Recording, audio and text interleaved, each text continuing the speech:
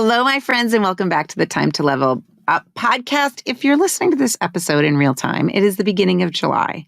And in the next day or two, I am going to release the relaunch plans for the Time to Level Up podcast.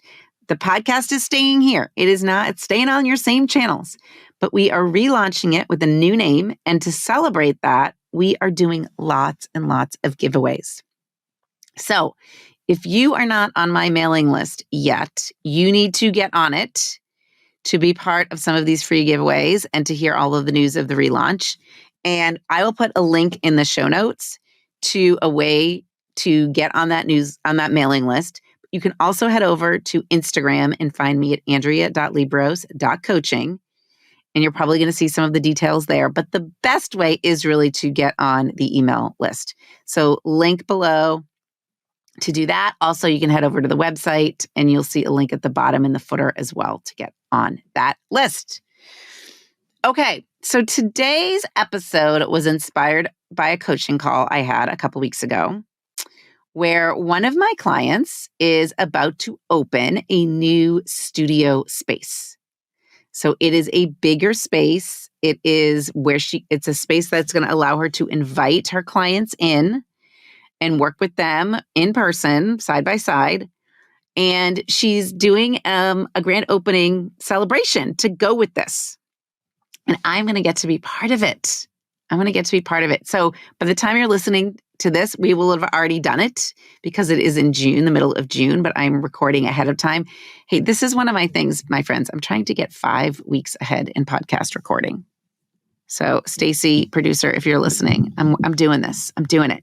So I'm recording this at the very end of May, but it won't air until the beginning of July. And in the middle of that time, I'm going to get to go to this grand opening of the studio space for one of my clients. And on the coaching call the other day, she just said to me, I just feel overwhelmed. There's so many things I need to put in place for this launch. And I said, okay, I hear you. There are lots of things, but what's the worst thing that could happen if you don't get all of the things together? And she said, well, it will be a fail. And I said, well, who's going to think it's a fail? These people don't even know what you have planned. They have zero expectation. She said, well, it's really not going to be a fail, but they're going to judge me. Okay. So ding, ding, ding, ding, ding. This is fear of judgment. This is one of the 9 most common fears that entrepreneurs have. It was like the bell rang.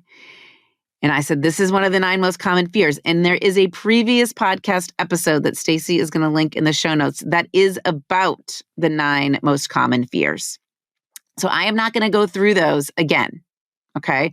But I do want you to remind you that usually the real problem here that my client was having was not all the things that were happening, not all the pieces of the puzzle, but that she was feeling and fearing failure, which is really just another kind of confidence issue. Okay. But it revolves around judgment or feelings, not so great feelings. And in fact, according to a study, I think I've quoted this study before, the Global Entrepreneurship Monitor, they survey global entrepreneurs globally. And depending on the country, up to 60% of people would not start a business due to fear of failure. And they have nothing to base that on. Like they haven't failed before.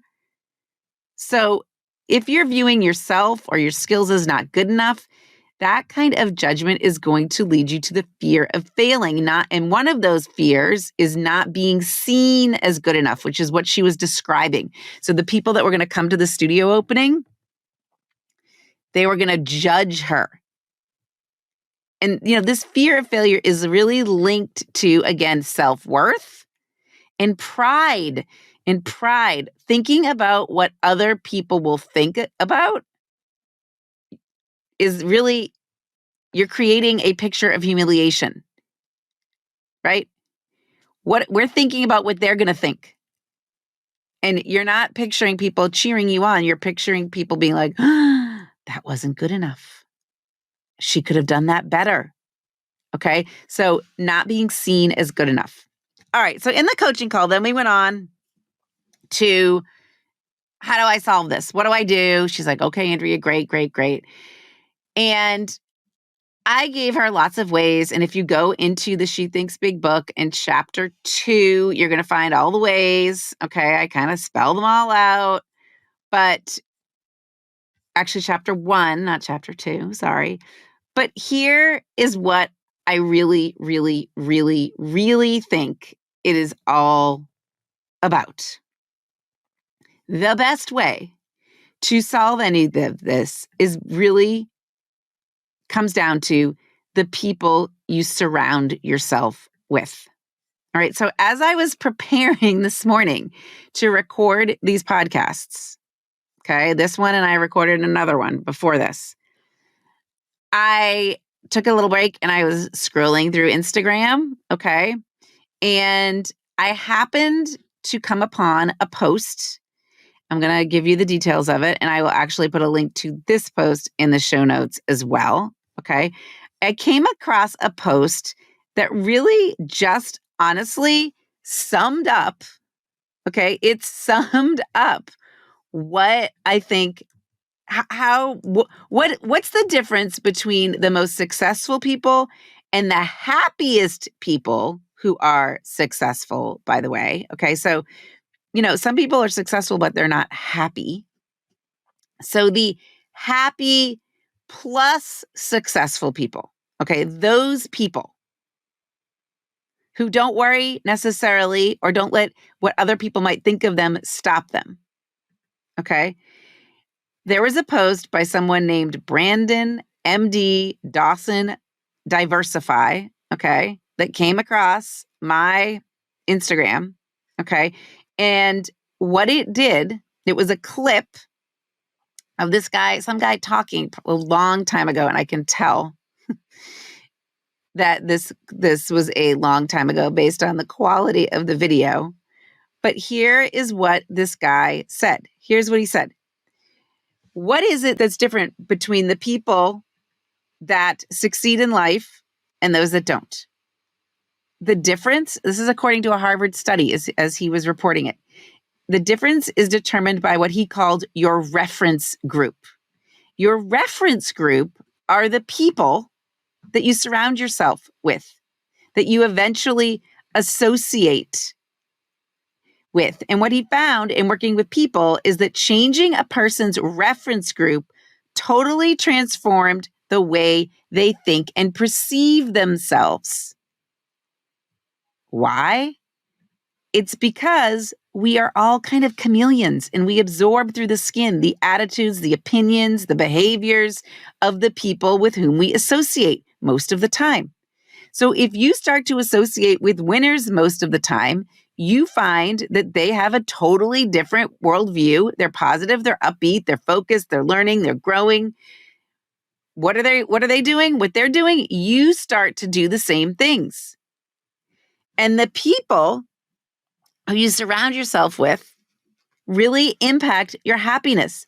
85% of our happiness or unhappiness in life has to do with our relationships. So choose your relationships or the people you're hanging out with wisely. Now, I'm not talking about your partner relationship. I'm talking about your other entrepreneurs out there relationships. Do you have relationships with other entrepreneurs or not? So one of the things that this client said, she's like, when I get off these coaching calls, I feel amazing. Why? Because she has been surrounding herself with people who also are winning, who are also working hard, who are also in the business of succeeding.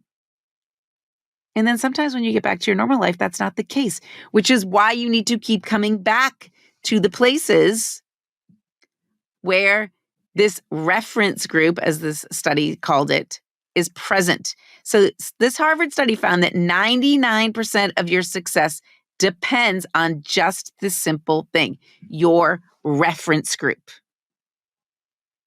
So if she has people inside her studio that day who are more aligned with who she wants to be, a successful, happy person, then that's going to rub off. If she is not surrounding herself with those people, if there are people not like that around the table, then yeah, she might feel some wah, wah, wah. She might not feel good enough.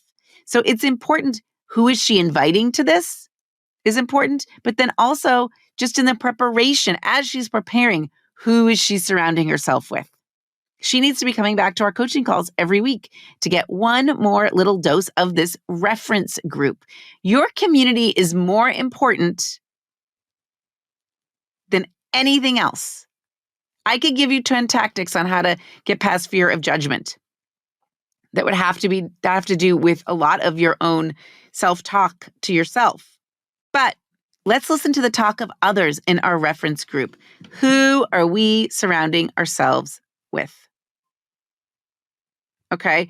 Your collective circle, your reference group is the most important. If you want to be part of a reference group that is successful, that is positive, that are hardworking, that are determined, that are committed, that are motivated, that are in progress stress most of the time versus stuck stress. And you could go listen to that episode, Progress versus Stuck Stress. You're going to see your own success happen. So I want you to be part of one of these groups. Message me. Let's get on a phone call together. It does not cost you a dime.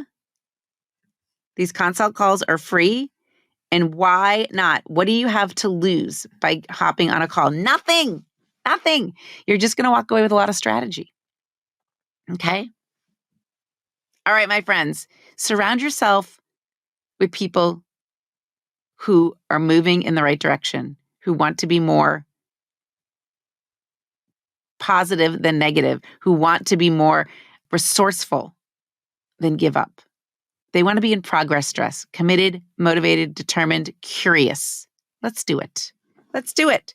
All right. So if you're fearing judgment, change the people you're surrounding yourself with.